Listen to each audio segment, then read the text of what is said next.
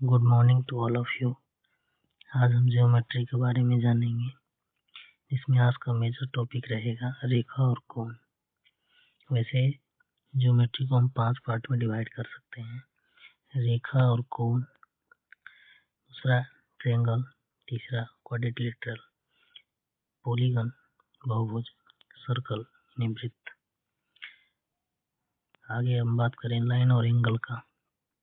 तो लाइन और एंगल यानी बिंदु के प्रकार, जो बिंदु के प्रकार होते हैं संरेख बिंदु और असंरेख बिंदु। संरेख बिंदु उसको बोलते हैं जो 3 या 3 से अधिक लाइन एक ही बिंदु में स्थित अगर है तो उसको हम संरेख लाइन कहते हैं, संरेख बिंदु कह देते हैं।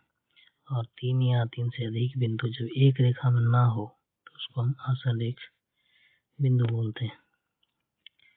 आगे हम चलें तो लाइन का 2 प्रकार, एक सीधा लाइन जो होता है सीधा रेखा को इस प्रकार से डिनोट किया जाता है, सीधा रेखा को, और रेखाखंड को इस तरह से डिनोट किया जाता है।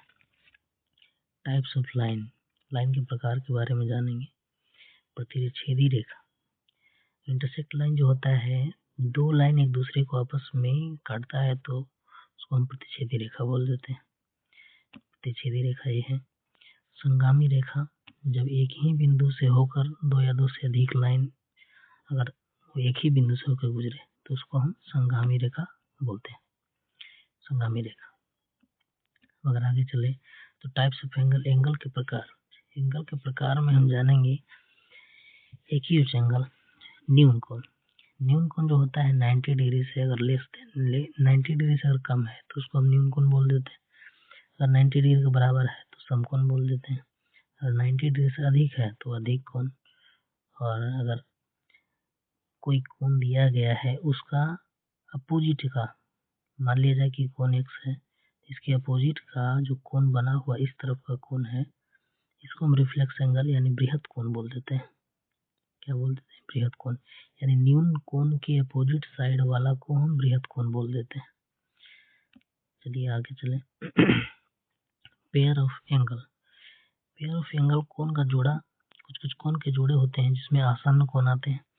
आसन्न कोण उसको बोलते हैं जब एक ही बिंदु पर बना 2 कोण, एक ही बिंदु पर बना 2 लगातार कोण आसन्न कोण का इसको बोल देते हैं। जैसे ए कोण, हमारे पास ए और ए दोनों कोण जो बना हुआ है ये आसन्न कोण है।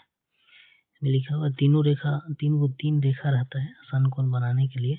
3 रेखा रहता है, तीनों रेखा मिल करके 2 कोण बनाते हैं और दोनों कोण आपस में आसन्न कोण कहलाते हैं, जो लगातार होना चाहिए।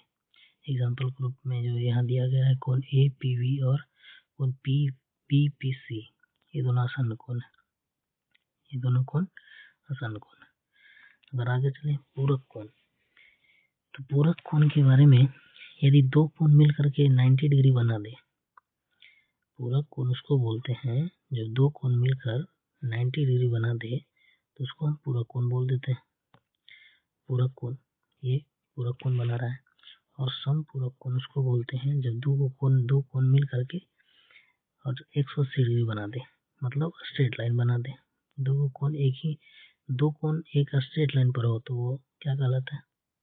संपूरक कोण कहला जाता है। यानी संपूरक कोण 180 डिग्री के बराबर होता है, कर सकते हैं 180 डिग्री के बराबर होता है।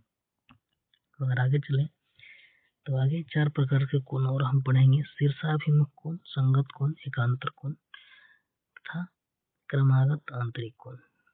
हम शीर्षाभिमुख कोण के बारे में एक स्लाइड लेकर अलग जानते हैं। शीर्षाभिमुख कोण कहते हैं जब 2 रेखा आपस में काट दे तो उसके अपोजिट एंगल जो होता है, उसका अपोजिट एंगल शीर्षाभिमुख कोण कहलाता है। मान लिया जाए 1 2 3 4, अगर इसमें हम नंबरिंग कर दें कोण को तो 1 = 3 ये सम्मुख कोण कहलाएगा, और 4 = 2 ये भी सम्मुख कोण कहलाएगा। अब अगर आगे चलें तो हम संगत कोण, एकांतर कोण और क्रमागत आंतरिक कोण एक ही स्लाइड में देखेंगे, जो कि 2 रेखा जब आपस में समानांतर हो और तीसरी रेखा उसको काटती हो, तो हम उसमें चारों एंगल को देख सकते हैं। शीर्षाभिमुख कोण, संगत कोण, एकांतर कोण और क्रमागत आंतरिक कोण, इन सभी को हम उसमें देख सकते हैं। आगे हम स्लाइड लेकर अगर देखें तो अगर दो रेखा एक दूसरे के समानांतर है, इसको तीसरी रेखा अगर काटे तो अगर हम इसको नंबरिंग करना चाहें 1 2 3 4 5 6 7 सॉरी, हम अगर अलग स्लाइड लेकर बनाना चाहेंगे, अगर ये दो रेखा आपस में समानांतर है और तीसरी रेखा अगर काट रही है तो हम इसको अगर कोण को नंबरिंग करें तो 1 2 3 4 5 6 7 8। सम्मुख कोण के बारे में तो पहले बता चुके हैं कि अपोजिट एंगल क्या कहलाता है, सम्मुख कोण कहलाया जाता है। अब एकांतर कोण के बारे में अगर हम संगत कोण के बारे में जाने तो संगत कोण हमारे पास दोनों, संगत कोण जो होता है एक अंदर का कोण, एक अंदर का कोण और एक उसी साइड में एक बाहर का कोण संगत कोण कहा जाता है।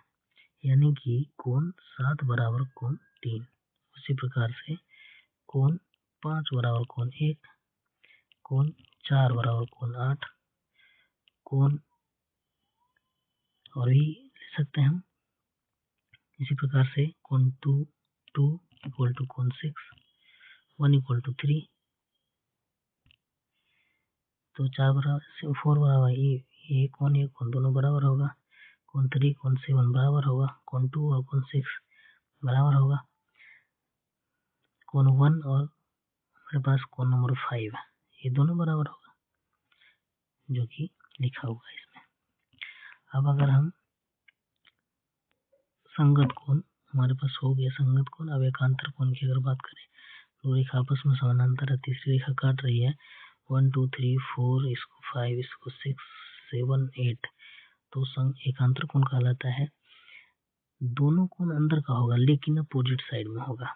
इस जैसे एकांतर कोण कहलाएगा कोण 3 बराबर कोण 5, एकांतर कोण होगा। एक कोण एकांतर कोण होगा और कोण 4 और कोण 6, कोण 4 बराबर कोण 6 एकांतर कोण होगा। उसी प्रकार से हम अगर आगे चलें तो हमारे पास क्रमागत आंतरिक कोण उसको बोलते हैं। क्रमागत आंतरिक कोण दोनों कोण अंदर का होगा, दोनों कोण क्रमागत आंतरिक कोण में दोनों कोण अंदर का होगा। यानी क्रमागत आंतरिक कोण अगर दोनों मिला दे, क्रमागत आंतरिक कोण को अगर मिलाया जाए तो 180 डिग्री के बराबर होता है, 180 डिग्री के बराबर होता है।